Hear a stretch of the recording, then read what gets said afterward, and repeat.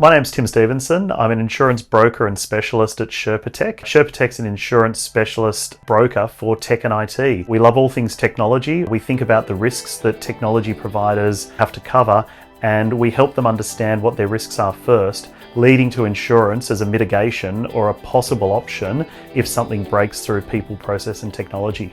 Insurance broking is very manual and requires us to go to many different providers who all have varying processes. And one of the challenges with that is when you're an individual broker managing those different stakeholders, you have many different processes that you have to do for those many different providers. We really struggled with that as individual brokers within our own organisation. We basically looked to an offshoring model to free up the time of our brokers, and that's meant that now we're using our offshore teams to do more administration, back office and compliance roles in support of the broker. That means that we get to have more conversations and more discussions around what is a client's actual risk and how can we use insurance to mitigate that. We were very lucky in the way that we've approached offshoring, where it's grown with our business as we've grown. We started with one offshoring team member. He was very much part of our founding team of 3 people, and as we've grown the business, that offshore team has grown as well, and our onshore team has grown in parallel. We actually started with another provider first. The challenge there was they weren't fully integrated into our team. So it was almost like an outsourced offshore person in the way that they were treated as a team member. Once we moved to OnBoard, very much felt like all the staff members have become integrated team members in our SherpaTech team. So we're very proud of a culture where our team is our team. There's not an offshore, there's not an onshore approach, it's one team.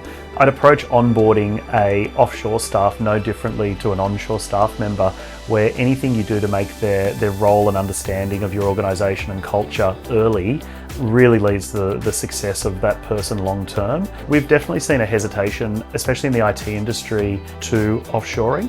Offshoring as a model has come a long way since the early days of call centres and people not understanding their clients. It really comes down to the roles you need them to play and giving them the skills to deliver that as well. We also focus on a lot of the personal connection side, having a weekly stand-up with the entire team and bringing people together, not just to talk about work, but to talk about how are they going and what are they doing in their lives and how do they actually connect with the other staff members. I see that as equally important for building a successful team.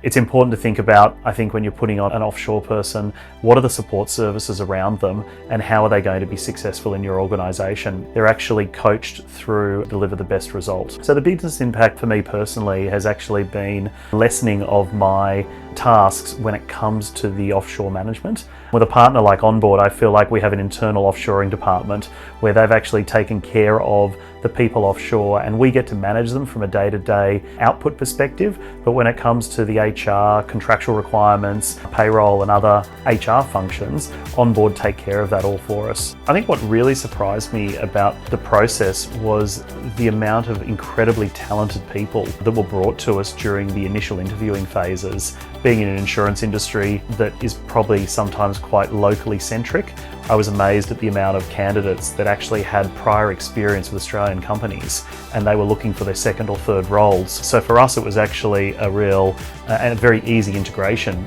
because many of the employees had actually already worked in insurance or supported insurance brokers.